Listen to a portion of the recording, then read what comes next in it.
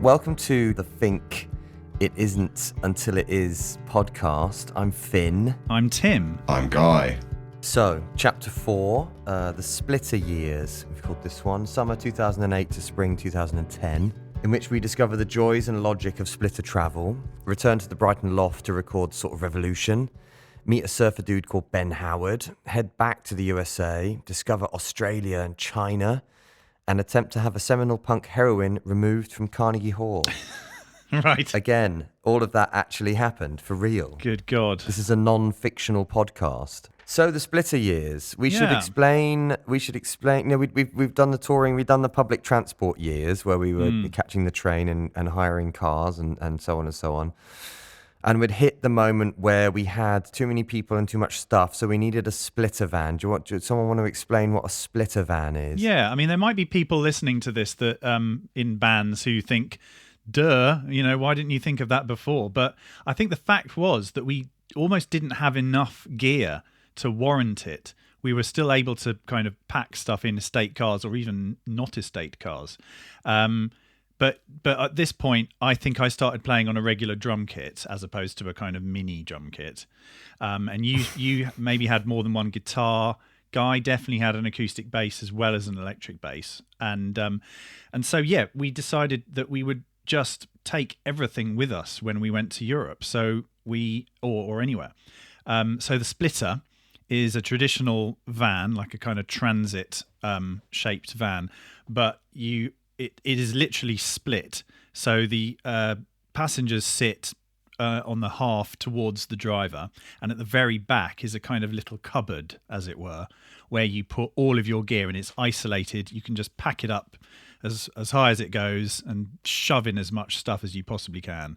And that's your splitter van, traditionally hired from places like Matt Snowball, who is now no longer with us, and Tiger Tours. Yeah, Civilized. Civilized, yeah. I mean, it's funny, man, because when you're at that level, when you're at the Splitter Tour level, you see other bands in Splitters and you kind of go, oh, yeah, I remember that one. Yeah, oh, we had that one when we did Belgium, or, you know. Absolutely. The vans become you get very attached to these vans, and some of them are pretty ropey and some of them are pretty nice, and it's very much a lottery. Yeah. Some of them have got like entertainment systems in, like you can watch DVDs as you go along. I mean, this is kind of considered. We never had those, did we? I think there was one time when we went to Norway in a splitter van where I remember everyone was watching a big compilation of Family Guy on a DVD, and I was driving, so I didn't get to see it. I just remember hearing the voices, and I think that was one time we had a little entertainment system. But mostly we just made compilation CDs. That's the thing, yeah. Was that a journey, Tim, where we crossed the border? You were driving. We crossed the border between Sweden and Norway, and despite it being just in a barren, featureless wilderness, there was suddenly just a small group of very young men in uniform stood there, and they stopped us and said, "Hey, how you guys doing? You got any weapons?" First question, you got any guns? So they were looking for hunters, you know, and alcohol, schnapps. Very interested in. Have you got any alcohol? And I remember they said to you, Tim, do you have any drugs? And you turned round, looked at me, and then looked back at them and said, "Not really, no." Oh, and God. the scariest thing was I might have done. And no. That was a different time. That was the ingest, not arrest moments of our touring, because terrifying. I remember that trip, and it was really foggy and wintry, and you couldn't see the borders coming up, but we were very aware that there was one coming up, and then all of a sudden it was like entering a movie with armed guards, and we were both pretty intense. I mean, there's the other time we were in Norway where we got picked up by this guy in this like splitter vehicle, and we said, "Hey mate, great, we were going to play Bergenfest," and we were like, "Oh mate, you know, you don't happen to know where we get any weed, do you?" And he said, "I'm a policeman," and we were like, "Okay, great, nice, that's right. Okay, joking, obviously, can't wait to play." Yeah, that's the thing. You often get picked up from the airport by at festivals by people who do other jobs. So, you know, policemen, but also we've had like a airline pilot. But I guess the reason why we're saying all this about the Splitter is because we'll go back to the recording of Sort of Revolution, but once we'd recorded it, for the first time ever, we were all in a position where we didn't have jobs, and we'd done some groundwork, and we could tour, and we also needed to tour. So we kind of, were able to say to our agents, right, brilliant, just sign us up, 2-week tours, whatever you want to do, we'll do it. And Lord knows we did do it on this album. Yeah. I mean, we said to the agents, I mean, we'd all committed at this point. We were all in. We were 2 albums deep. The press had been great on Distance and Time. The radio had been good. We had France in the pocket. We had Holland getting cooking up nicely. We'd done a bunch of festies. I think it just felt like, all right, guys, this is actually worth going all in. Let's see how it goes, but let's do it. And so we could say to our and so there was demand. Yes. Not demand for a sellout, fly around the world tour, but there was demand for a week in Belgium, 2 weeks in Holland, 2 weeks in France. We started to touch Germany a little more when we got German radio. Sort of revolution. This was like 2 weeks in Germany. Yeah, we started to reach out a little bit. I think we did a bit of Portugal, a bit of Spain for the first time. Just the agents could actually, book us knowing that we didn't have anything. We didn't have to check whether or not Tim could get time off work anymore. We were like, well, let's just do it. And so the splitter years, you pack the splitter and you bring your own gear. It also means you're not flying, so you can bring all the gear you want to bring. You can bring your own amps. You can bring your own guitar. You can bring all your nice guitars if you've got any. And all that kind of stuff. And it really was like long distance European style, long distance driving around, and it's beautiful. You really get to know each other on these drives, don't you? It's just really nice. Yeah, and merch. It opens up for the first time ever. We were able to transport boxes of our own albums and our shirts, which we'd never had to consider before. You couldn't carry that around on the Eurostar, so. That was new. I loved it as well because, as Finn, I think, mentioned earlier, I had a previous career as a backline tech, so packing the back of a splitter was just seventh heaven for me. So I fitted into that role really easily, where Finn and Tim took over the divvying out the merch tasks. It was agreed that and also I didn't have a driver's license, so I loved that. It was like you two were my personal chauffeurs. I could just get wasted after every gig and get chauffeured around. It was just a don't we know it, dude? I know, I still know. Yeah, I know. But the tasks were agreed that pretty much was you guys would rush out and sort out doing the merch during the splitter years, and my job was to tear down the stage, pack everything away. Also, Finn, because you just knew you could trust me with, as you said, you're bringing out your nice guitars now, so you weren't too eager for anyone else to be allowed to touch your dad's guitar in particular. I remember was very strict rule. Yeah, I mean, I just saw so many, like when you're on the EasyJet flight looking out of the window and you see the handlers and you see your instruments go up the trolley. Exactly. And they throw them and they chuck them and you're like. So at least when you're in a splitter, you think, okay, there's no baggage handlers going to be like throwing my guitar, neck first, for fun. It's just such a horrifying sight. And I did see a few roadies trying to jam my guitars into the case while the capo was still attached to it, exactly. And sort of kneel on the case to try and shut it. And I thought, okay, guy, you've got to just step in and do that for me, Yeah. I think Timmy would run out and lay out the table. I would do If Only as a solo encore. Yep. Yes, that's right. So then I would do it. Timmy would then be ready with the hello CDs, T-shirts, and then I would rush to the merch stall while Guy would then pack down the stage. It was a real kind of like well oiled, low impact operation. It was good. I love this period. And we've got a nice picture of us doing exactly that at Prinsen Bar, I think, because we're kind of skipping a whole load of stuff, but we had Ben Howard as our support, so he would come out and sell his merch as well. So I've got a picture of the three of us doing the merch at Prinsen Bar, and it was lovely because at that point you could spare the time, you could meet people, you could sell all your stuff, and I mean, without wanting to sound too kind of cliche, just really get to know your audience, see firsthand. I mean, and it's really nice because you're coming to your show. People who come to a show and enjoy the show genuinely don't tell you afterwards that it sucked. So it's really nice when you meet 100 people and they all go, "Oh, you're really good," and you just think, "Oh, that's nice." I mean, occasionally you get someone going, "Yeah, I saw you last year and you were loads better. What happened?" And you'd be like, "Yeah, okay, next." "Oh, yeah, thanks a lot. It was really good. Thanks." Yeah, there's always but one.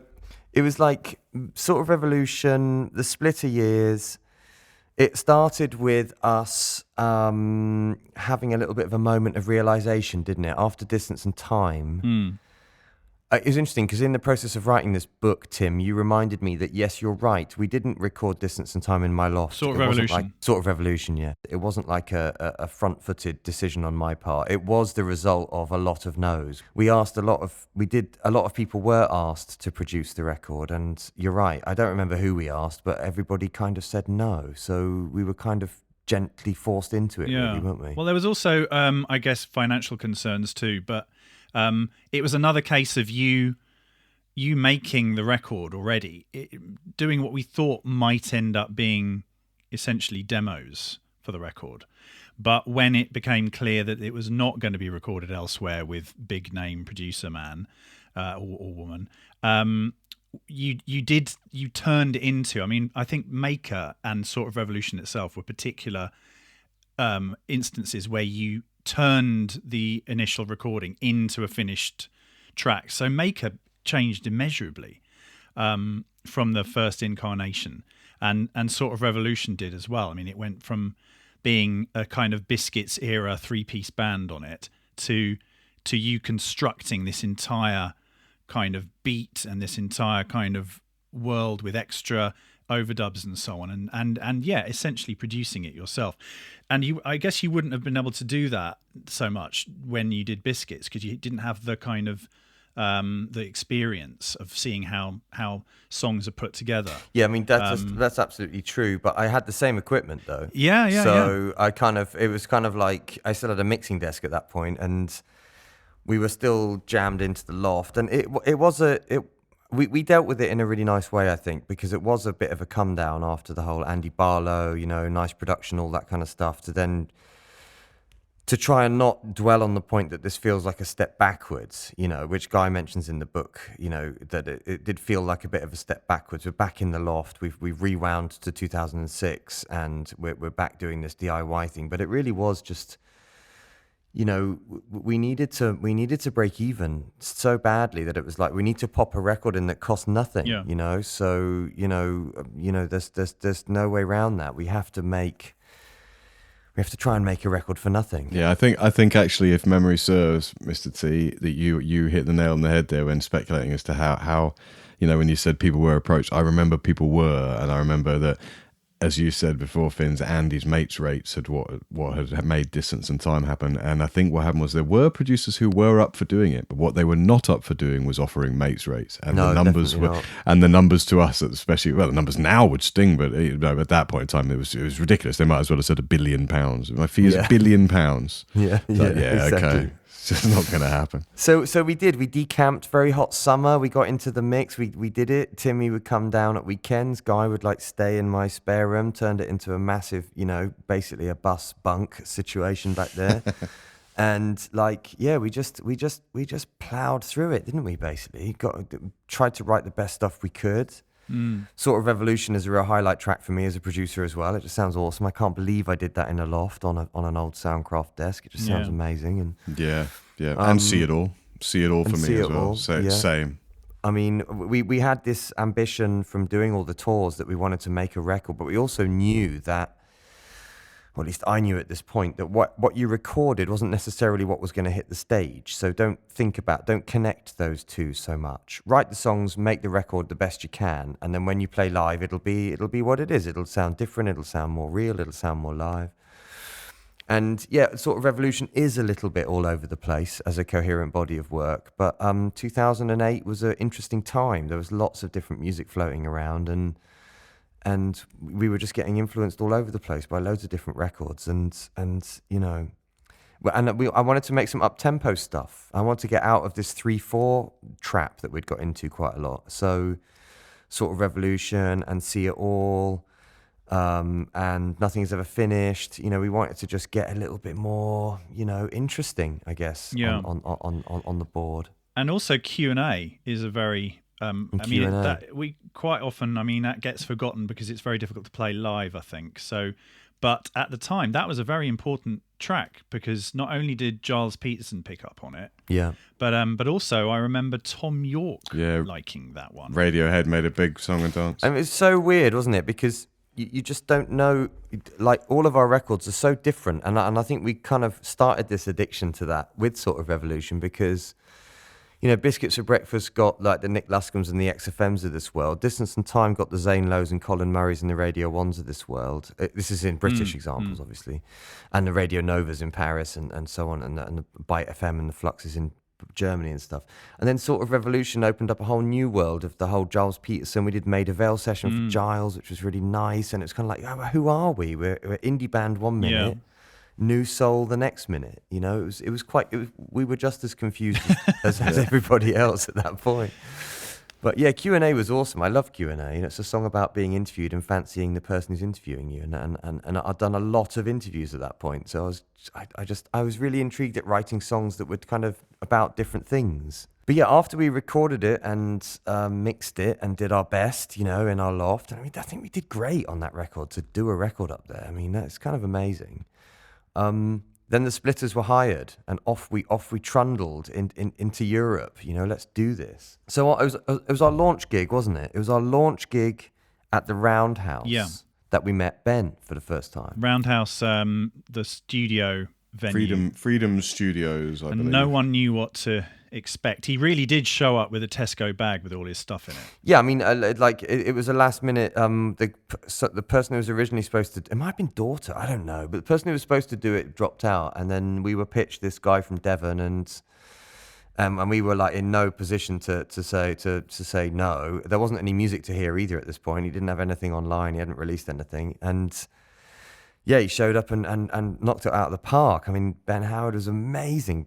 I mean, he still is really good, obviously. But he was the tap guy, tap guitar, sat down, loads of beats, big voice, you know, songs about trees and sea and and wolves. He hadn't written Wolves at this point. He wrote that when we were on that tour. But I mean, yeah, he was just amazing. And so after the show, we were just kind of like, what are you doing for the next sort of 3 months? And and he was like, you know, I don't know.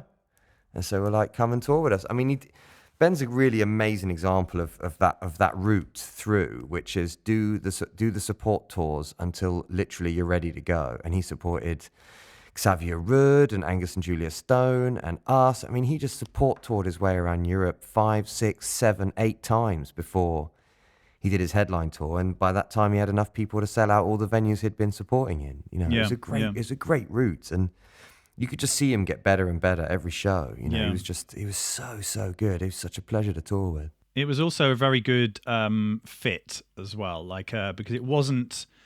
You didn't get the impression that he was trying to copy anyone. It wasn't like a kind of Fink facsimile or anything, but it was obviously the kind of thing that people who liked us were going to like. So they came and they got this full. That's where I got this sort of feeling of the full show. You know, you could show up and see Ben and then see us, and you'd go home thinking, well, that was, you know, €10 well spent or whatever it was. Ben is a very good example of Finn. I'm going to have to give you plaudits here. But Finn has always been very concerned with making sure that a support act is really good. I think possibly because we did a few where we were jammed onto bills with people in the early days where we felt maybe support acts weren't really very good, and not to be mean, they just or might just not have been appropriate. Yeah, or just not appropriate. Exactly, the wrong band, wrong night, or whatever. But but I remember you're always very keen to make sure that people really enjoyed, and still are actually, aren't you, Finn? You're very keen to make sure that the support act's going to be really, really up to standard.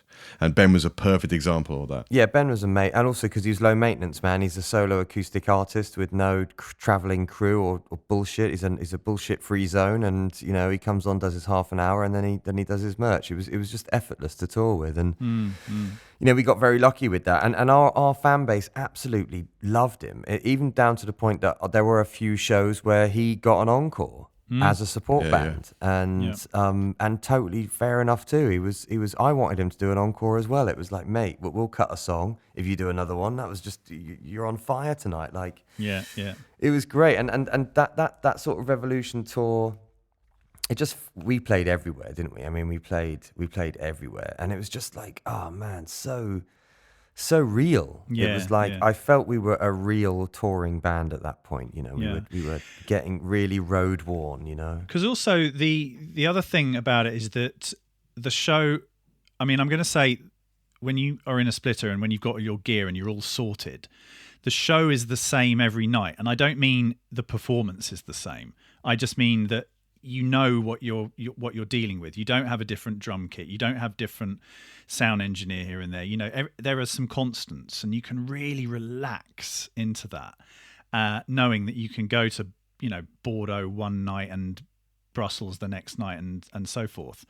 And it's really, it's relaxing to the point where you can start injecting other things into the performance as well. You can actually, literally begin performing. So you can stand up here and there. You can play other instruments. Like, I think this was the tour I started playing guitar on one of the songs for the first time. Which song was it? 6 weeks, did you say? Yeah. I mean, this is a typical kind of Rob moment where I just brought along my guitar as a spare for you kind of thing.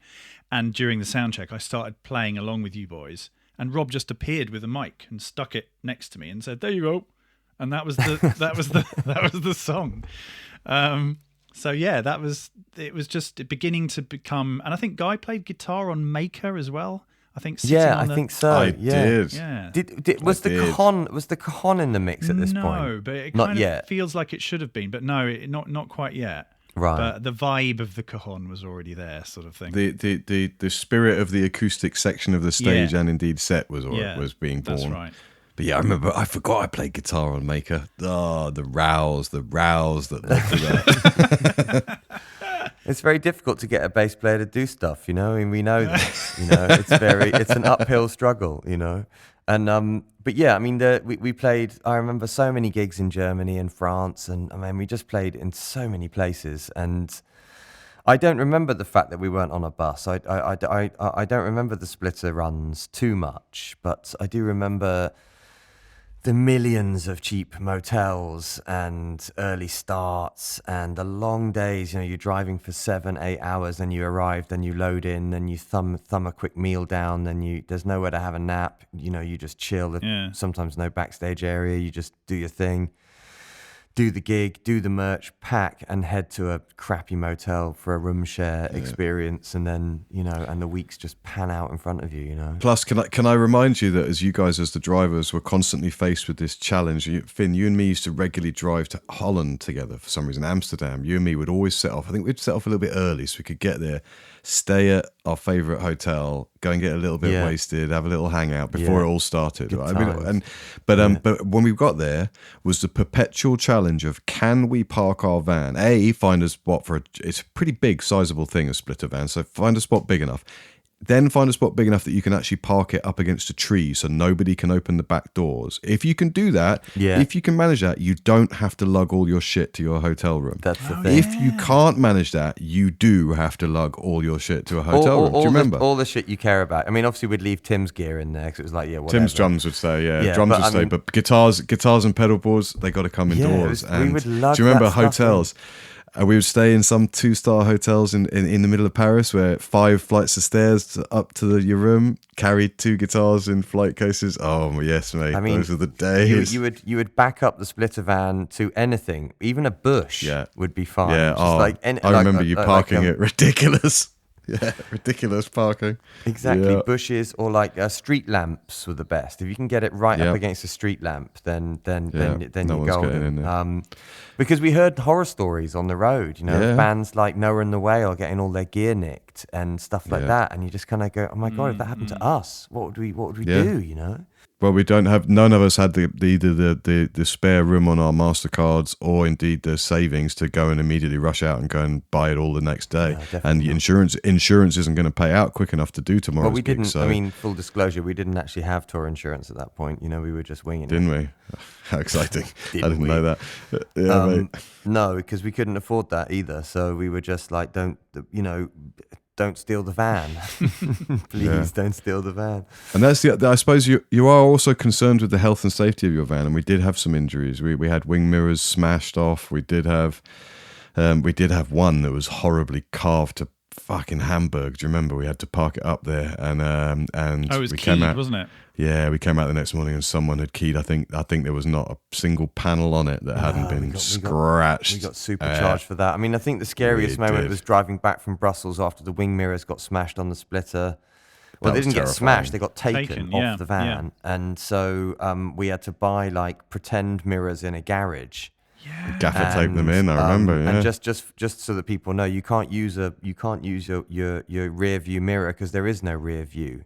So without your wing mirrors, you're driving completely blind in a giant van. Oh my God, I completely forgotten about that. That was scary. We did that. We somehow got home. That was so intense. And you're driving on the wrong side of the van, on the wrong side of the road. Yeah. So you are kind of like, there's a lot to think about when you're navigating Amsterdam with trams, bikes, tourists, stoners, other cars, taxis, and you're like, and I'm on the wrong side of the road, and I'm in a giant van. That was so strange because do you remember? It was Brussels. I remember when we got there the next morning and we were aware we'd left our van parked in the middle of a busy sort of street festival and it was likely to have suffered some sort of ill fate. And when we got there, it wasn't like the entire wing mirror. The actual structure itself was there. It was just the glass. The glass bit had been put. And I remember you saying, Finn, just saying, why? Why would someone pull? And you were like, someone probably chopped it. Someone needed a mirror in the middle of the night. I mean, exactly. You do the math on that one. Like, oh exactly. my God, I need a mirror. What an idiot to tear one out of a transit.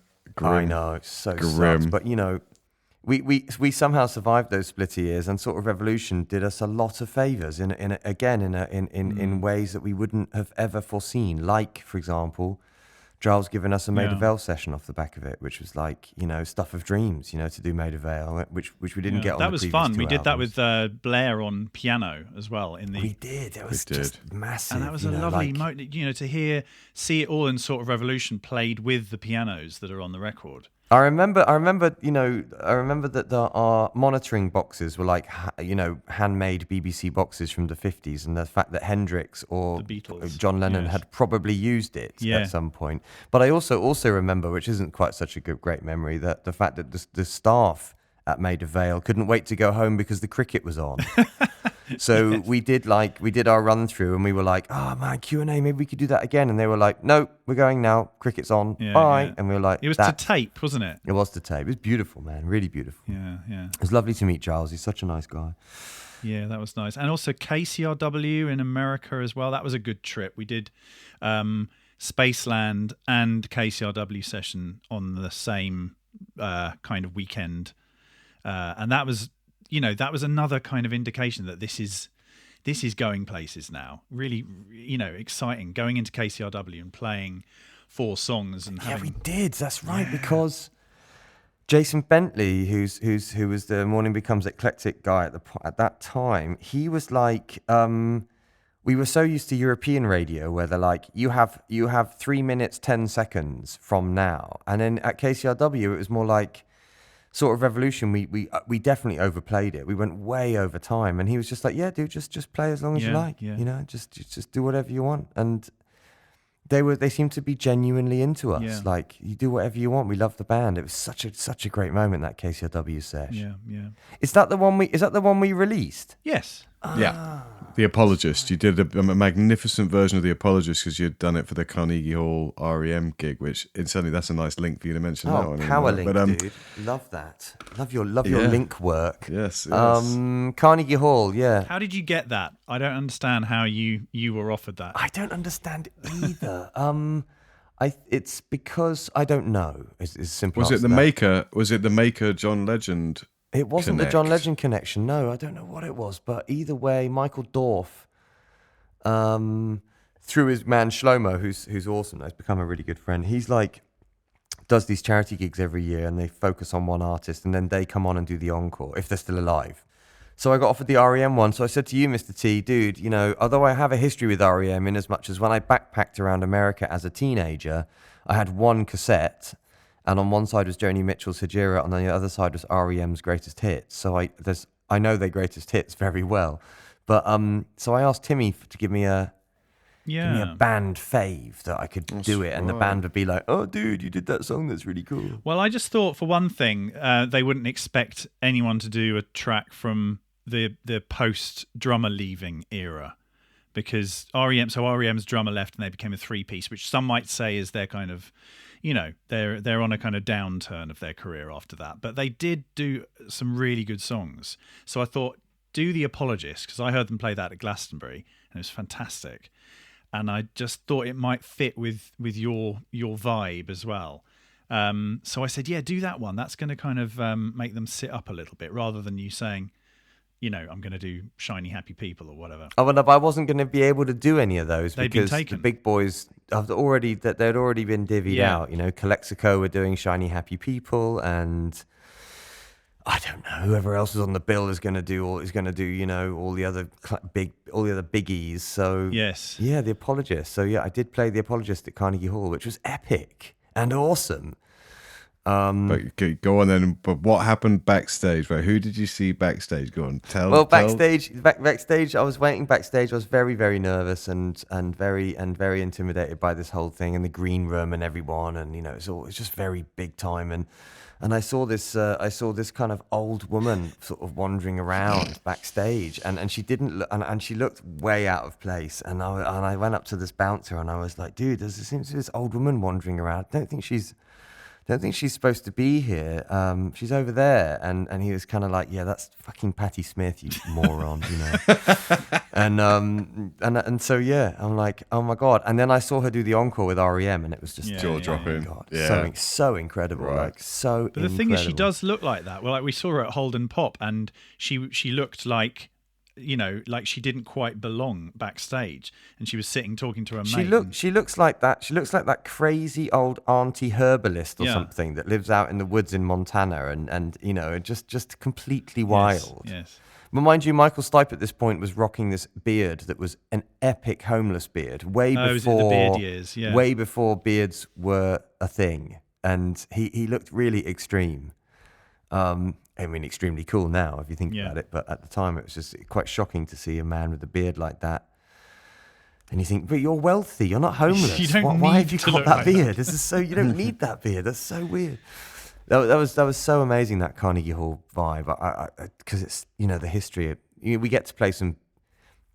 I played Albert Hall, and we've played San Siro. We played that was in the Splitter years, or was that previous? That was Splitter years. In between Distance and this. So we've got to play some seminal venues, and when you go into venues like Carnegie Hall, and you think Nina Simone, and you think everybody has played here. Yeah. Vastly important people. It's the joke, isn't it? It's a joke. How do you get to Carnegie Hall? I mean. So yeah, for you to tick that box, mate, totally get What's the punchline? How do you get to Carnegie Hall? Practice.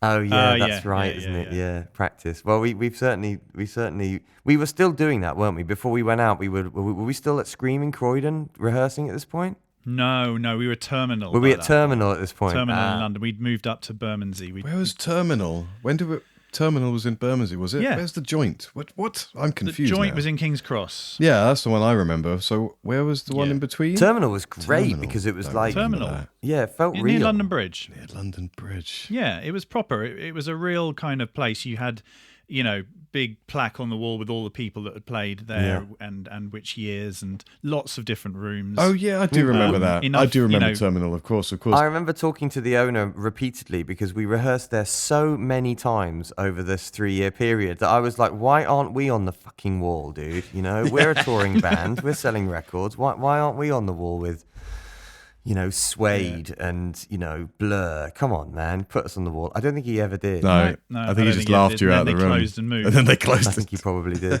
that'll teach it turned into an art gallery. Yeah, if only they'd stuck a Fink record on the wall, might have been a different story.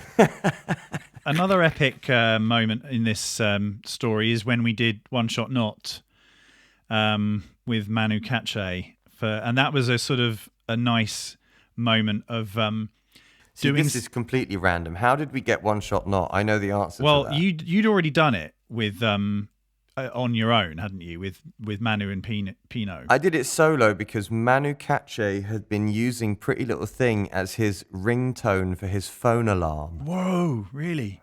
I know, it's that's what he told me anyway, yeah. So he was kind of like, I need you on the show because you literally wake me up every day. Okay. That was really intense meeting Manu and Pino, and it was amazing. And to do a French TV show was really, really cool. Yeah. And But to do it as a band was the next level. It was really, really excellent. Well, yeah. You know? Well, the nice thing about it was that normally if you get something like that, you it's like this date in the diary that you kind of look at and think, oh my God, that's coming up. And there's nothing surrounding it. And you just go to that, TV show and it's all kind of very nervous and exciting. But the good thing about this was when we were in the middle of a tour. Yeah, so we had gig, One Shot Not. So we went in there, if I may say, on fire. Yeah. And we knew exactly what we were doing. And thank God, because it was a pretty nerve-wracking experience, certainly for me. Yeah, absolutely. Because I had to do this duet with Manu. At the end of This Is the Thing. Because I already knew the guys, and also I was kind of living in Paris. I was in Paris a lot at this point, so I kind of knew them socially as well. And it was just kind of like, because I was very relaxed with these guys. But the fact that that Manu tended to join the bands for a little hang, and the fact that we were going to get that moment with This Is the Thing. Yes. It was just kind of awesome. I knew you were going to do amazing, Mr. T. Just hold it down and let Manu do the frills and bells and whistles. Do the frills, yeah. And it was. I don't think epic. I knew. Thank goodness, I didn't know that was going to happen until I walked in, and it was a lot of fun because he was so nice as well. So he lovely. was such a lovely guy. He's such a nice guy, considering the stuff he's done. It's funny because often the people who are the most successful are the nicest because they got literally nothing to prove. Yeah. And Manu's played on, some of the biggest records of the 80s you could possibly name. And so he's chilling. Everybody knows he's an amazing drummer, so he doesn't have to... Yeah. If you don't know who he is, he doesn't mind, I gotta tell you guys something that I don't think is in the book, and I don't think I've ever actually told you. I might have told you both, so forgive me if not. But anyway, when we did that One Shot Not, I was terrified because I had to play bass between Mr. T, no problem, I'm chilling there, Manu... Okay, I'm absolutely terrified. If I balls up my own bass line, this is going to look bad, especially on TV. So I was quietly nervous, but something really weird happened to my sound. And my sound at that point was going through my own Sons amp, which was running off a battery. It was so early back in those days, I hadn't actually got a pedal board with a power supply, so it was just running off a battery. And after we'd done it, one of the sound techs came up to me and said, I love that sound you had on your bass at the end there. The way that it was like distorting and getting more and more distorted as it went. How did you use that? And I was like, I don't even know. Je ne sais quoi. Yeah, what it was the battery dying in my Sons amp, and I can. It's a pity the recording isn't out there anymore because if you listen back, you can actually hear the bass starting to go.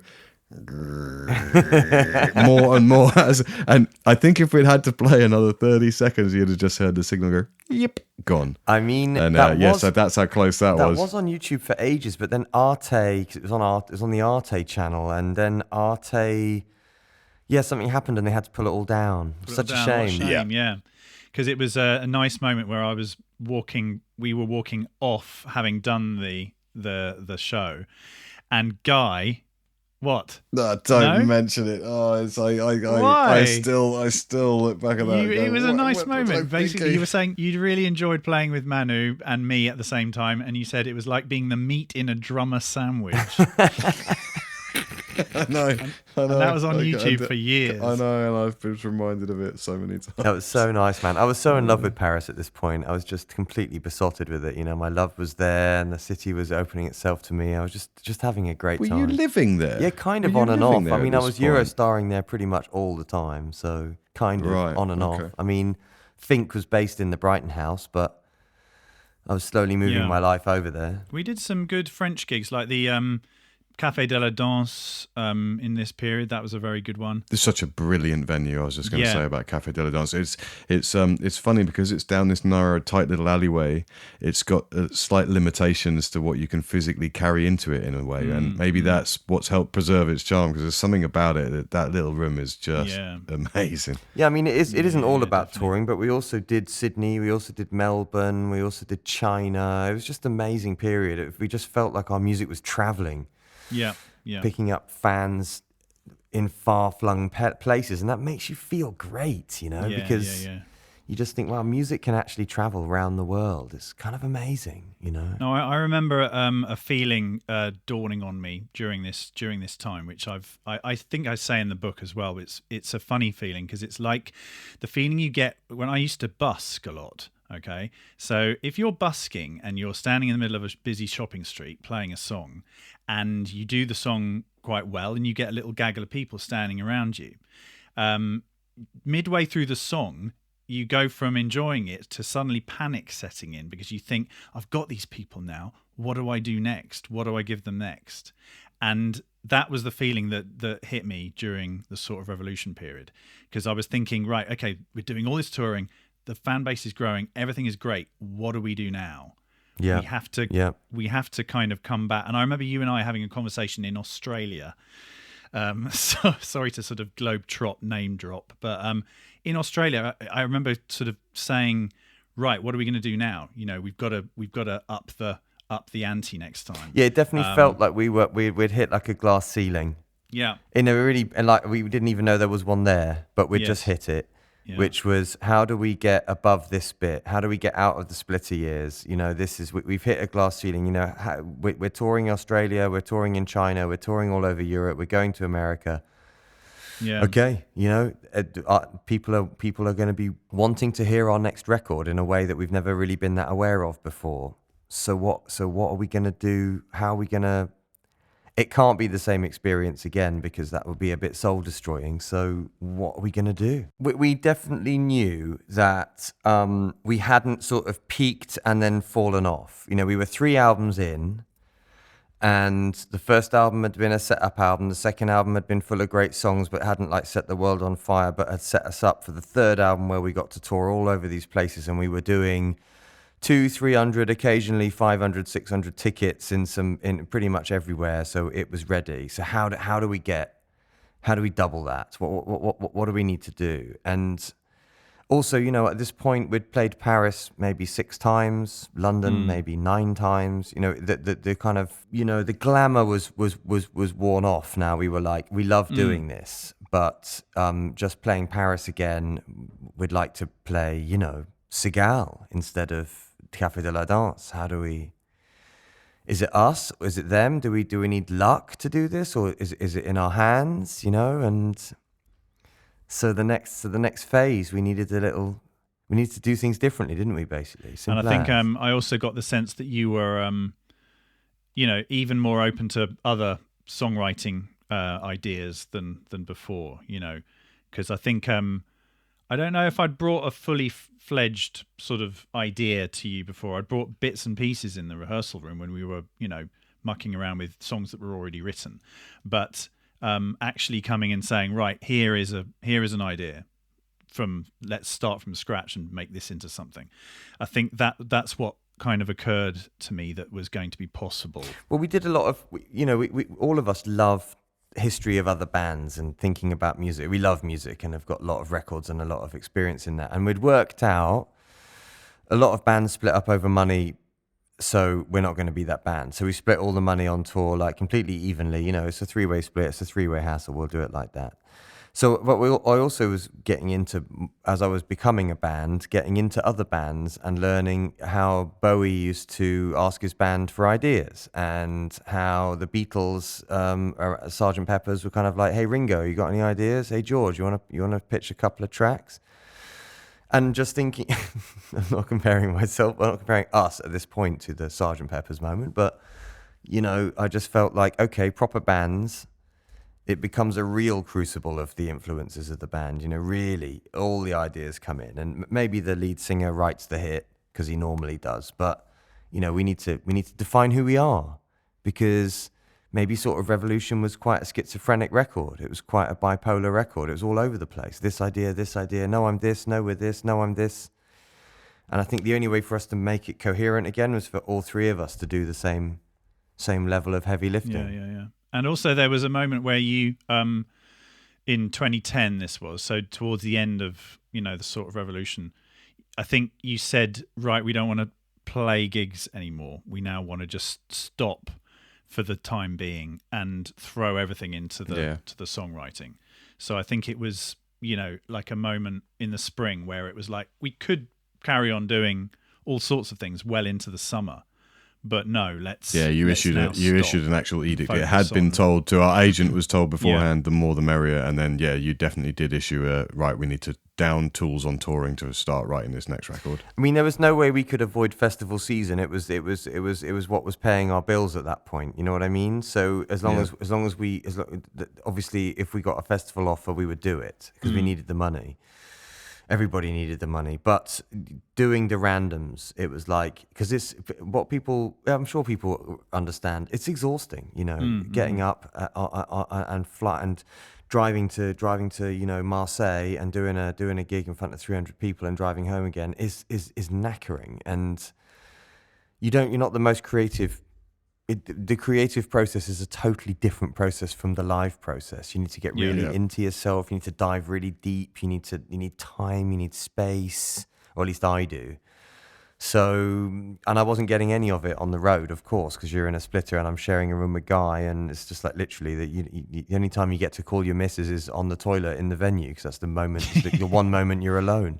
Yeah. So, I needed some space. And we all needed a little breather, I think, after 3 years of constant touring. But so we did. We came home from. Was Australia the last gig of the Splitter years? Then? No, I don't think so. It feels like it was, but in fact, we did some Holland, lots of bits and pieces in the Netherlands, and also then we did. I think the last gig proper of the sort of Revolution era was that gig in the Spiegel tent in Paris, in La Défense. Oh my God, in the daytime. Yeah, in the daytime. It was a kind of a lunchtime gig, and so weird. With Noah and the Whale. That's right. And that was the last one. That was the last one we did. Gosh, that was so weird, because it was like a lunchtime gig in the middle of the business district. So everybody that was there was essentially on their lunch break. That's right. From working in an office. That was so bonkers. It was, yeah. That was when Noah and the Whale told me that they had all their gear nicked. And that's when I got super paranoid about us losing our gear. Yeah, that was the one. And then it was, from then on, it was Brighton Loft writing Perfect Darkness. Writing Perfect Darkness, yes. Wow, that's the next chapter then, isn't it? Next chapter. Oh, how exciting. That's great. Gosh, man. Brilliant. Wow, the Splitter years. That podcast was almost as long as the Splitter years felt, Okay. Well, join us for chapter 5 of the Fink podcast, where we leave the Splitter years behind us. And indeed, we leave the continent of Europe behind us. We do. We kind of get a bit jiggy with it, don't we? Yeah, get a bit Hollywood. Nice. Awesome. See you next time. Yeah, see you later. Lovely to see you guys.